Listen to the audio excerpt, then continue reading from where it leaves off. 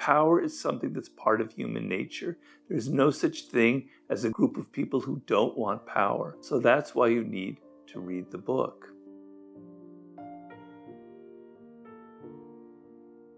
In case you don't know, this is the 48 Laws of Power, a book that I wrote in 1998, and it's about to have its 25th anniversary this coming year. Why should you read this book? Well, if you don't want a life full of pain and misery, you want to read this book. The reason is, power is this kind of weird game that goes on in the world.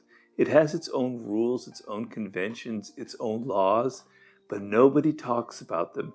Nobody writes about them. And you're kind of thrown out into the world when you're 23 years old, and suddenly or 22, and suddenly you discover that you're doing all of the wrong things, and that you're talking too much, you're trying too hard to make people insecure, you're being too naive, you're too in people's faces, you're trusting people too much, on and on. You make all of these mistakes, and it's painful. It costs you years of emotional trauma. You get fired, you don't know why you got fired.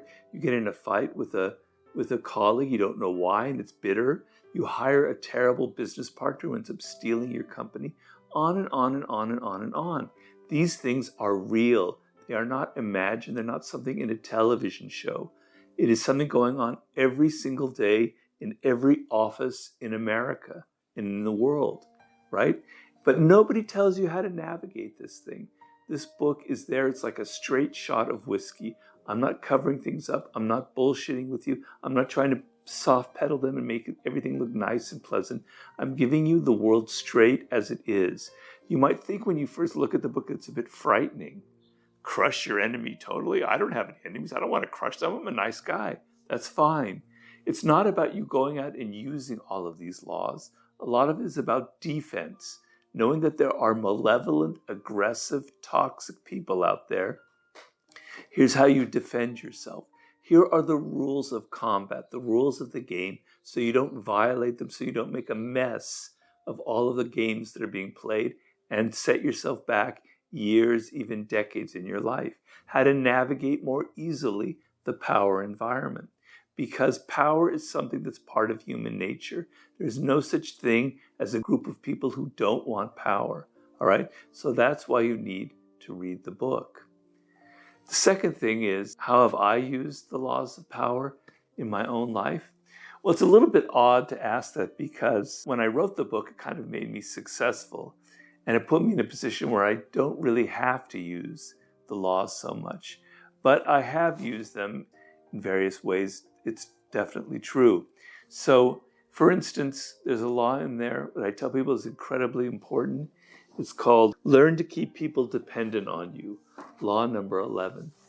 Perhaps the most important law of all. The idea is, if you're replaceable in your job, if somebody younger, cheaper, and better looking, can take your position, you'll be fired tomorrow and they'll come in and they'll replace you, right? So you want to make people dependent on you. You want to be the one person who can do what you do. So for me, this has been my strategy of life. I talk about my books all the time. A lot of writers are very secretive. They don't want to reveal what they're doing next. I talk about it. I don't care because nobody can write the kind of books that I write. I'm not bragging. It's just that the way I do things is so different and so peculiar and with a certain amount of effort and research that it's not replicable. So I've created a position in my niche in the book world where I don't have to depend on other people. I can write my own ticket because I do something that nobody else can replace, okay? I don't think there's anybody who could write the 48 Laws of Power out there besides me because it's a reflection of my own weirdness, my own uniqueness, which is extremely important. Another law is interaction with boldness. Very important. Law 28. I had a partner on this book, a man named Joost Elfers. You see his name down here. Very brilliant man, Dutchman, who packaged the book, who did the design, etc. And when we finished it, we turned it in, and you know that the 48 Laws of Power is very different. It's very weird. There's nothing else out there like it. It's very bold in its difference, for better or for worse. The editors, when we first turned it in, a year before publication, the editor had a meeting with me. She goes, Robert, can we change this a little bit? Can we soften it? Can we maybe not have so many different sections? And I said, no, you either take it as it is or we're walking away from your very large advance. I don't care. This is the book as it is. It's different, it's bold. If it fails, it fails, but this is how it is. Take it or leave it. And they ended up taking it. Being bold and not apologizing about it is what made it so successful. The final one is, disdain things you cannot have.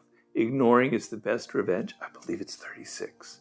Anyway, I recently had somebody, whose name I will not mention, who I found initially very interesting. I let him into my life. He worked with me on various different things.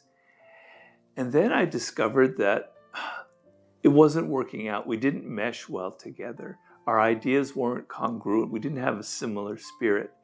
And I wanted to kind of break off the relationship. And he wouldn't have it. He just kept coming at me and coming at me and coming at me and coming at me, complaining, blaming me, yelling at me, saying I'm blah, blah, blah, blah, blah, blah, blah, blah, every single day. And I just thought, all right, I'm just going to ignore it. I'm not going to answer. I'm not going to get involved. I'm not going to get enmeshed in it, right? Because it's going to ruin me and it's going to make me look weak. I'm just going to ignore it. It doesn't exist. I've got my own life to lead. Ignoring petty things is the ultimate form of power. Assume formlessness. I know that law number. That's 48. I use all the time. I never repeat the same book twice. I'm always on to the next project. I use all of the laws, to be honest with you. So that gives you a sense of how important they've been in my daily life. But I can't emphasize enough. I know it's my own book and I have a stake in you buying it. But I can't emphasize enough because I've received so many emails from people who said, I'm not an evil person. I'm not a bad person. But man, your book saved me from so many bad situations, from outshining the master, from talking too much, from putting too much trust in friends. Thank you, Robert. So I think the book is important as much for defense as it is for offense.